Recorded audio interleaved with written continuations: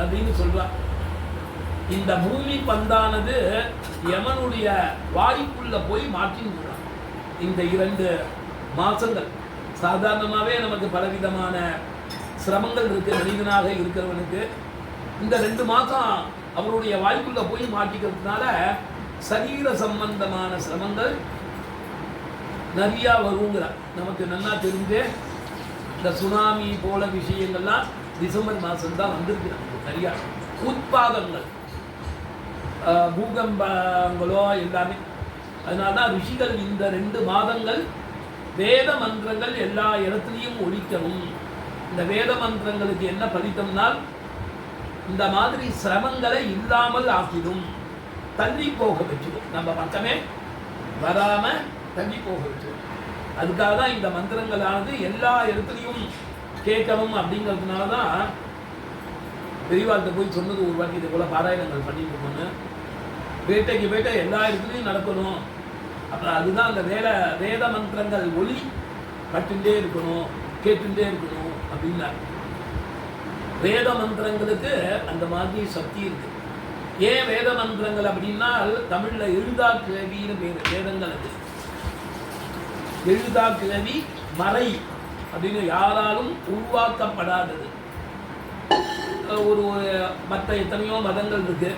2025 அந்த மதத்தை தோற்றுவித்தவர் பிறந்து 2025 வருஷம் ஆச்சு அப்படின்னு சொல்ல முடியும். எல்லாருக்கும் ஒரு இது இருக்கு. நம்ம ஹிந்து மதம் சனாதன மதத்துக்கு இன்னைக்கு தான் வந்தது அப்படின்னு சொல்ல முடியாது. என்னைக்கு உலகம்னு ஒன்று வந்ததோ, என்னைக்கு பகவான் ஒருத்தர் வந்தாரோ, வேதமும் அன்னைக்கே வந்தது.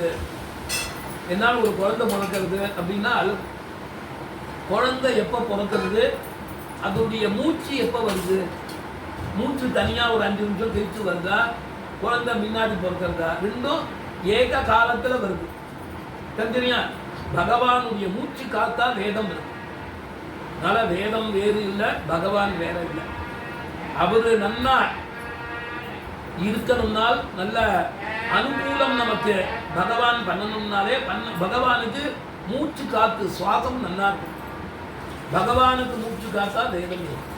அதனாலதான் வேதம் வேறு இல்லை, பகவான். ஒரு பரமேஸ்வரனா சொல்லலாம், லலிதா மகா திரிபுர சுந்தரியா சொல்லலாம், மகாவிஷ்ணுவா சொல்லலாம், யாரா வேணாலும் வச்சுக்கலாம். எல்லா பகவானுக்கும் மூச்சு காத்தா வேதம் தான். வேதத்தை தனியாகவும் பகவானை தனியாகவும் நம்ம ஸ்மரணம் பண்ணவே முடியாது. இரண்டும் ஒன்றுதான். அப்படிப்பட்ட வேதத்துல தான் எல்லா பகவானுடைய மகா மந்திரங்களும் வருது. நம்ம இப்ப சொல்லத்துல ரொம்ப முக்கியமான மகா மந்திரங்கள் 2 வந்தது. மிருத்யுஞ்சய மந்திரம் இப்பதான் சொல்லணும். ஒண்ணு என்னன்னா, யாக்ஞவல்க்ய மகரிஷி இந்த ராஜாவுடைய அரண்மனையில போய் ஜபம் பண்ண அந்த ஜலத்தை புரோக்ஷனம் பண்ணினார். அது வெறும் வேறே இல்லாத மரம். ராஜாவுடைய அரண்மனையில் இருக்கும் எத்தூன், பெரிய தூண் வச்சிருப்பாரு, அது புஷ்பிக்க ஆரம்பிச்சுட்டு, கல்தூண் சொல்ற அப்படியே அது புஷ்பிக்க ஆரம்பிச்சுட்டு. எந்த மந்திரங்களை சொல்லி புரோக்ஷனம் பண்ணாரோ அந்த மந்திரம் வந்தது. இப்ப நம்ம சொன்னதுல முக்கியமான மந்திரம் 300 ஒரு அத்தியாயம் சொல்லி இன்னைக்கு பூர்த்தி பண்ண போறோம். அதுல ரக்ஷோக்னிஹி மந்திரம் அப்படின்னு குடும்பத்தை ரட்சணம் பண்ணக்கூடிய மந்திரங்கள்.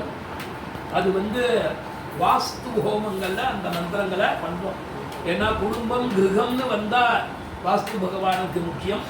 அப்படி வாஸ்துவா இருக்கட்டும், சுப்பிரமணிய சுவாமியா இருக்கட்டும், ஆயுர் தேவதைக்கு உண்டான மந்திரங்களா இருக்கட்டும், நட்சத்திர தேவதைகள், 60 வருஷ தேவதைகள், சப்த ரிஷிகள், எல்லா தேவதைகளுக்கு உண்டான மகாமந்திரங்களும் வேதத்துக்குள்ளதான் அடக்கம். அதனாலதான் சகல தேவதா சுரூபிணி, எல்லா தேவதைகளின் மகாமந்திரங்களும் வேதத்துக்குள்ளதான். ருத்ரம் இருக்கு, சமகம், புருஷ சுத்தம் எல்லாமே. அதனால அப்படிப்பட்ட வேத மந்திரங்களை நாம உபாசனை பண்றோம். இன்னைக்கு கிருத்திகா மண்டல காலத்துல வேற எந்த நான் ஒரு உபநயனம் போய் பண்ணி வைக்கிறேன், ஒரு விவாகம் போய் பண்ணி வைக்கிறேன், ஒரு பித்ரு கர்மாக்கள் சாப்தாதிகள் போய் பண்ணி வைக்கிறோம்னா அதுல தோஷங்கள் உண்டு. கரெக்டா போய்